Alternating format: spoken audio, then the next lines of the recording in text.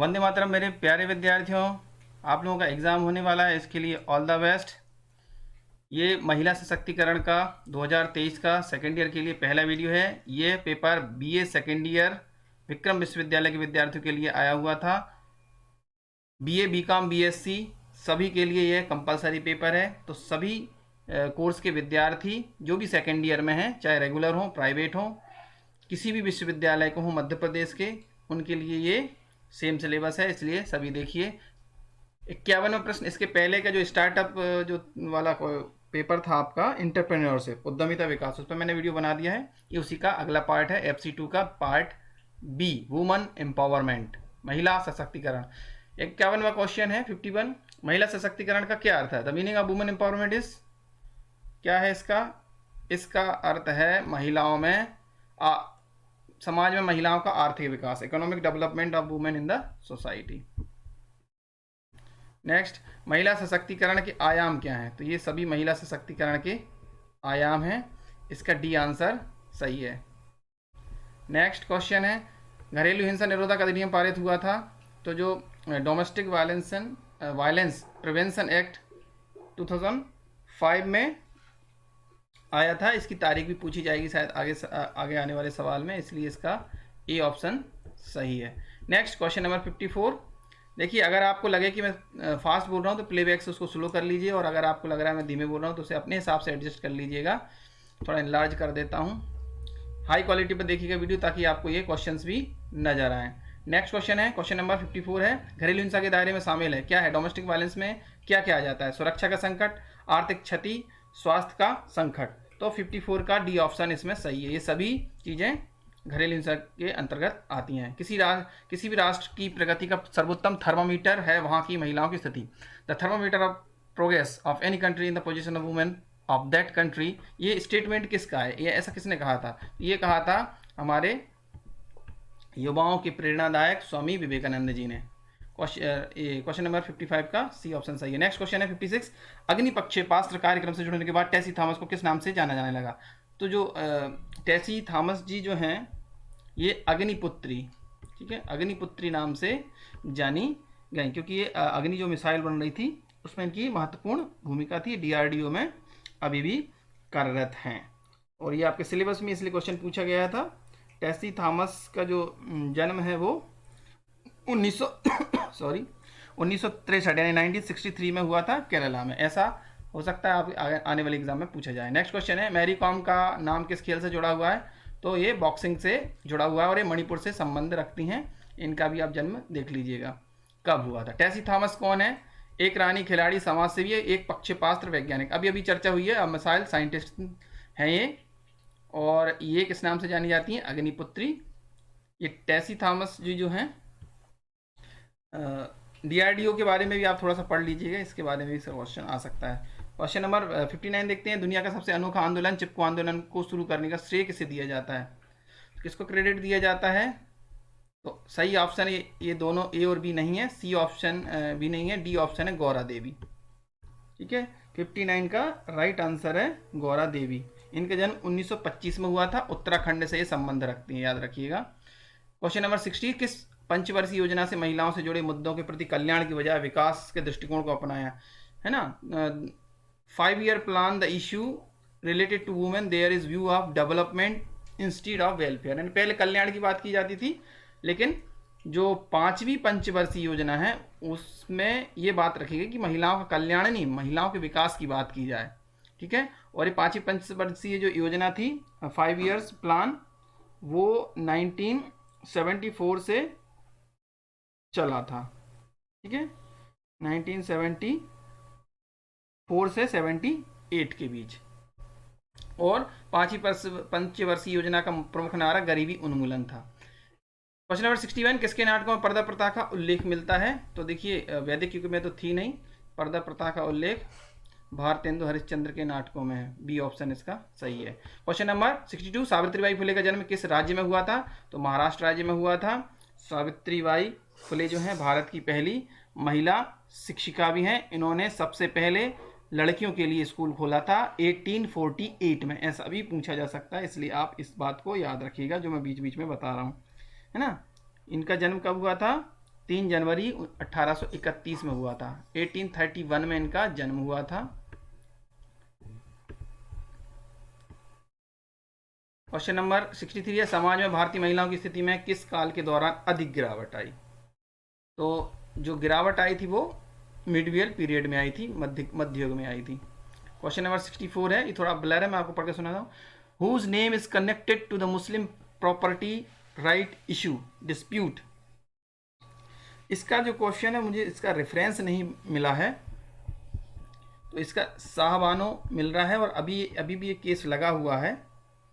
तो अभी जो केस लगा हुआ उसमें बुशरा अली जी ने केस फाइल किया है, ये कि पुरुषों के बराबर महिलाओं, मुस्लिम समाज में पुरुषों के बराबर ही महिलाओं को उत्तराधिकार का हक मिले, यानी पिता की जितनी भी संपत्ति है उसमें आधी आधी महिला पुरुष, लड़के लड़की दोनों को बांटी जाए, इस पर केस चल रहा है। नेक्स्ट क्वेश्चन 65 है, पेप्सिको कंपनी के मुख्य कार्यकारी अधिकारी हैं। तो देखिए दिए गए विकल्पों में से तो ये इंदिरा नुई थी, अभी नहीं है इस पद पर वो, लेकिन फिर भी क्वेश्चन पूछा गया है तो ये अभी आप इसका आंसर यही देगी, यूनिवर्सिटी इंदिरा नुई। ठीक है, 60 नंबर 5 क्वेश्चन है, इंदिरा नुई जो है पेप्सिको की कार्यकारी यानी सीईओ रही हैं। इनका जन्म 28 अक्टूबर 1955 को हुआ था, और ये इन्फोसिस के जो संस्थापक है ना नारायण मूर्ति, उनकी बहन है।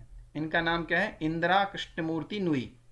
शादी के बाद इनका सरनेम नहीं हो गया। नेक्स्ट क्वेश्चन 66, मेहर शब्द किस धर्म से संबंधित है? तो ये मेहर जो है मुस्लिम धर्म से संबंधित है, ऑप्शन बी सही है। नेक्स्ट क्वेश्चन चलते हैं जल्दी क्योंकि समय, ताकि आप कम समय में ज़्यादा जानकारी आपको मिल पाए।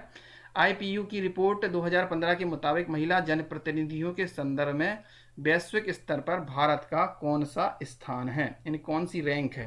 तो कुल 140 देशों में भारत का 103rd 103वां स्थान है, और एशिया में 13वां स्थान है ना। वर्ल्ड में है 103 और एशिया में 13th पोजीशन पे है। 18 देशों में से 13वें स्थान पे है भारत, और वर्ल्ड में 103वें स्थान पे। अगला प्रश्न है 68, सहभागिता का अर्थ क्या है?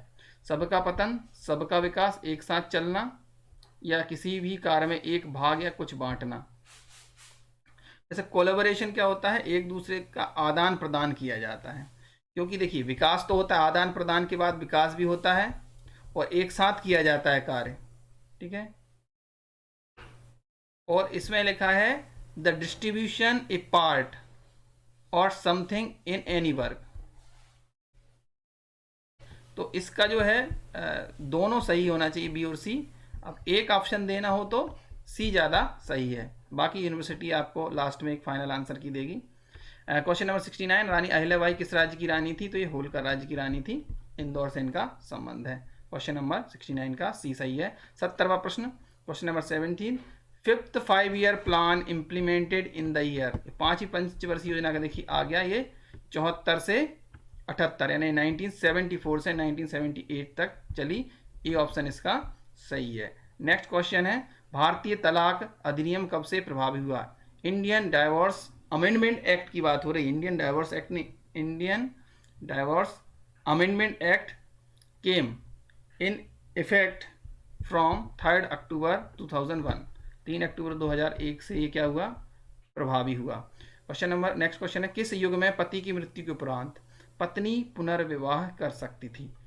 देखिए वैदिक युग में, पूर्व वैदिक युग में कर सकती थी, पोस्ट वैदिक युग में नहीं कर सकती थी, प्रागैतिहासिक काल में हम कह नहीं सकते, सूत्र काल में भी नहीं थी।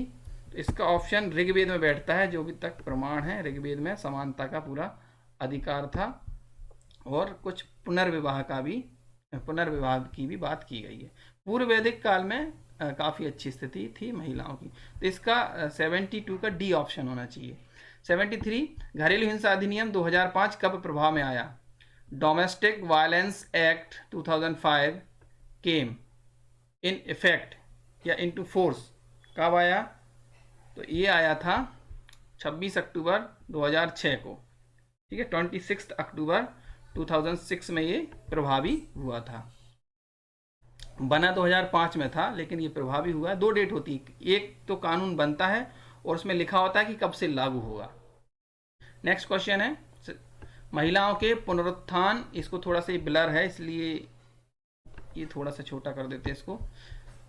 The period of women upliftment starts from, महिलाओं के पुनरुत्थान काल कब से शुरू हुआ या कब से माना जाना चाहिए इसको कि इनका पुनरुत्थान, उत्थान नहीं पुनरुत्थान की बात की गई है, तो पहला और दूसरा काल तो नहीं आएगा, आधुनिक काल। इसमें मॉडर्न पीरियड भी आ सकता है और ब्रिटिश गवर्नमेंट भी आता है, क्योंकि ब्रिटिश काल में ही जो अपना सती प्रथा कानून बना था 1829 में, है ना। हालांकि उसे ब्रिटिश गवर्नमेंट रूल नहीं कहेंगे, उस समय ईस्ट इंडिया कंपनी का शासन था, तो आधुनिक युग इसका ज़्यादा सही सटीक आंसर होगा। राजा राम मोहन राय ने सती प्रथा पर रोक लगवाने के लिए लॉर्ड विलियम बेंटिक के समय कानून बनवाया था। नेक्स्ट क्वेश्चन है 75, यत्र नार्यस्तु पूजयते रमन्ते तरते, तो भारत इस प्राचीन श्लोक में किसकी महिमा है? तो इसमें नारी या वुमेन के बारे में बात की गई है कि जहाँ नारियों की पूजा की जाती है वहाँ देवता भी निवास करते हैं, संस्कृत का प्रसिद्ध श्लोक है। नेक्स्ट क्वेश्चन है महिला सशक्तिकरण का तात्पर्य पुरुषों के बराबर क्या है? मानसिक, आर्थिक, सामाजिक, सभी। इसका आंसर आएगा सभी। नहीं, सभी नहीं पूछा है, सभी में निर्णय लेने का अधिकार है, तो डी आंसर इसका सही आएगा। निर्णय लेना महिलाओं के हक में होना चाहिए। नेक्स्ट क्वेश्चन है, अब इसको थोड़ा सा इनलार्ज कर देता हूँ। अगला प्रश्न है ऋग्वेद में किसकी कथा मिलती है? तो ऋग्वेद में मिलती है इंद्र इंद्राणी की कथा है। इंद्र सबसे शक्तिशाली देवता माने गए हैं ऋग्वेद में। नेक्स्ट, किस राज्य में 50% महिलाएं पंचायत की मुखिया हैं? तो जो राज्य है वो है उत्तर प्रदेश में सबसे ज़्यादा है पंचायतों की मुखिया, लेकिन इसका भी कोई मुझे रेफरेंस नहीं मिला है ना। बिहार भी कहा गया है उत्तर प्रदेश पर, क्वांटिटी में यानी नंबर में देखा जाए तो उत्तर प्रदेश में सबसे ज़्यादा पंचायत मुखिया हैं। जहांगीर की पत्नी डैश ने राजशाही शक्ति का प्रभावशाली ढंग से प्रयोग किया। तो जो जहांगीर की पत्नी थी ना, नूरजहां, इसने सबसे ज़्यादा राजनीतिक शक्ति का उपयोग किया। नेक्स्ट क्वेश्चन है नेतृत्व के प्रमुख आयाम कौन कौन से हैं? The chief dimension of leadership, समूह के उद्देश्य को निर्धारित करना, समूह का गठन। तो इसमें सभी आंसर आएगा, ये सभी इसके डायमेंशंस हैं लीडरशिप के। Next, national women upliftment policy was formed, ये कब बनी थी? ये पूछा गया है। राष्ट्रीय महिला उत्थान नीति कब बनाई गई थी? ये पूछा गया है। तो ये 2001 में बनी थी। नेक्स्ट क्वेश्चन है 81 के बाद, सूत्रकाल में स्त्रियों की दशा थी, कैसी थी? तो सूत्रकाल में स्टेबल थी, हाँ, मतलब पतोन्मुख भी नहीं कहेंगे, स्टेबल थी। और ऑप्शन इसके श्रेष्ठ भी और विकास उन्मुख भी है ना। तो इसमें सभी तो आंसर आएगा नहीं, इसका सी आंसर होना चाहिए। यूनिवर्सिटी अब जो आंसर की देगी उसको एक बार आप मिला लीजिएगा, इसमें मेरे हिसाब से सी आंसर है। देश की पहली महिला शिक्षक कौन थी? तो अभी मैंने आपको बताया सावित्रीबाई फुले। इन्होंने भारत में सबसे पहले अंग्रेजों के समय में ही 1848 में स्पेशली फॉर गर्ल्स स्कूल स्थापित किया था, और ये पहली प्रिंसिपल भी थी। नेक्स्ट 84, सिंधु ताई सकपाल के द्वारा कितने बच्चों को गोद लिया गया है? तो इनके द्वारा ना कुल 1042 1042 बच्चों को गोद लिया गया है। और जो है इनका जन्म है सिंधु ताई का 14 नवंबर 1948 को महाराष्ट्र में हुआ था, और इन्हें 2021 में पद्मश्री से भी सम्मानित किया जा चुका है। नेक्स्ट क्वेश्चन है स्त्रियों को 64 कलाओं में दक्ष होना चाहिए, 64 कलाओं में, ये किसने कहा है? वात्सायन ने कहा है। नेक्स्ट क्वेश्चन है घरेलू हिंसा के अंतर्गत किस प्रकार का दुर्व्यवहार है? घरेलू हिंसा में लैंगिक यानी सेक्सुअल मिसबिहेवियर, फिजिकल या ओरल, इमोशनल, तो ये सभी है, इसी को सबको हिंसा इसमें माना गया है घरेलू हिंसा के अंतर्गत। तो ये आंसर जो है 86 का डी आएगा। नेक्स्ट क्वेश्चन है सिंधु ताई सकपाल को किस नाम से जाना जाता है? तो ताई नाम से जानी जाती हैं, ताई कहा जाता है उन्हें। नेक्स्ट क्वेश्चन है श्री शक्ति पुरस्कार किस क्षेत्र में दिया जाता है? तो किस क्षेत्र में दिया जाता है? ये सामाजिक क्षेत्र में उत्कृष्ट प्रदर्शन करने के लिए दिया जाता है, केवल महिलाओं को, व्यक्तिगत दिया जाता है और सामूहिक रूप से नहीं दिया जाता, व्यक्तिगत महिलाओं। घरेलू हिंसा से महिलाओं का संरक्षण अधिनियम कब लागू हुआ? लागू होने की बात है, इन्फोर्स कब हुआ? तो ये हुआ था 13 सितंबर 2005, ठीक है, 13 सितंबर 2005 में इन्फोर्स हुआ था। नेक्स्ट क्वेश्चन है भारतीय कानून में महिलाओं को कितने प्रकार के अधिकार दिए गए हैं? तो महिलाओं को 11 प्रकार के कानूनी अधिकार दिए गए हैं। अवंतीबाई कहाँ की शासिका थी? शासक लिखा, शासिका थी तो ये थी रामगढ़। रामगढ़ की रानी बीए सेकेंड ईयर का जो लिटरेचर वाला पार्ट है उसमें उनके सिलेबस में भी है ये, रामगढ़ की रानी। नेक्स्ट क्वेश्चन 92 है, किस राज्य की धरती को आंदोलन की धरती कहा जाता है? तो देखिए वैसे तो बंगाल है, लेकिन यहाँ राज्य नहीं दिया है, कोलकाता दिया है, बेंगलुरु ये भी क्या है, एक शहर है, इसलिए दो विकल्प तो हट जाते हैं, तो ये उत्तराखंड ही आता है। ये ऑप्शन इसका सही होना चाहिए 92 का। नेक्स्ट क्वेश्चन है, सहभागिता यानी कोलैबोरेशन खाली स्थान की एक आधार प्रक्रिया है।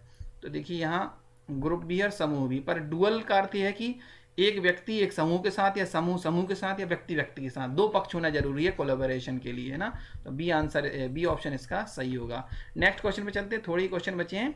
वीडियो जो है शेयर जरूर कीजिएगा, इससे क्या है जिन बच्चों के पेपर होने वाला है उन्हें भी कुछ मदद मिल सकती है। रानी अहिल्याबाई का जन्म कब हुआ था? तो रानी अहिल्याबाई का जन्म 31 मई 1725 यानी 31 मई 1725 को कहाँ हुआ था?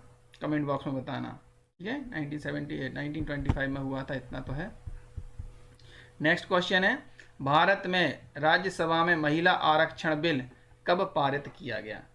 देखिए जो राज्यसभा में वुमन रिजर्वेशन बिल राज्यसभा ने बहुत पहले ही पारित कर दिया था। ये 9 मार्च 2010 को पारित कर दिया था, 9 मार्च 2010, और अभी भी ये लोकसभा में पेंडिंग है, ठीक है। नेक्स्ट 96 घरेलू हिंसा अधिनियम के अंतर्गत लैंगिक दुर्व्यवहार, महिला की गरिमा का व्यवहार, अपमान, तिरस्कार, तो ये सभी ऑप्शन आएगा इसका, ये सभी घरेलू हिंसा के अंतर्गत आते हैं। ये घरेलू हिंसा वाले एक्ट को अच्छे से पढ़ लीजिएगा, उसमें से क्वेश्चंस बनेंगे। हिंदू विवाह अधिनियम कब पारित हुआ? तो ये 55 में हुआ था, 1955 में। नेक्स्ट क्वेश्चन है, रानी अहिल्याबाई के पिता का नाम क्या था? तो इनके पिता का नाम था मनकोजी शिंदे, ठीक है। सी ऑप्शन इसका सही है। द नेम ऑफ क्वीन अहिल्याबाई's father was Mankoji Shinde. Next, Bharat में महिलाओं के प्रति सभी भेदभाव समाप्त करने का विचार का वर्ष कौन सा है? तो ये जो विचार किया गया है ये 93 में। महिला आयोग की स्थापना 1990 में हुई थी, और मैक्सिको प्लान के बारे में क्वेश्चन आ सकता है, याद रखना 1975 में हुआ था। नेक्स्ट अंतिम प्रश्न है, सती प्रथा के प्रचलन का प्रथम अभिलेखीय प्रमाण क्या है?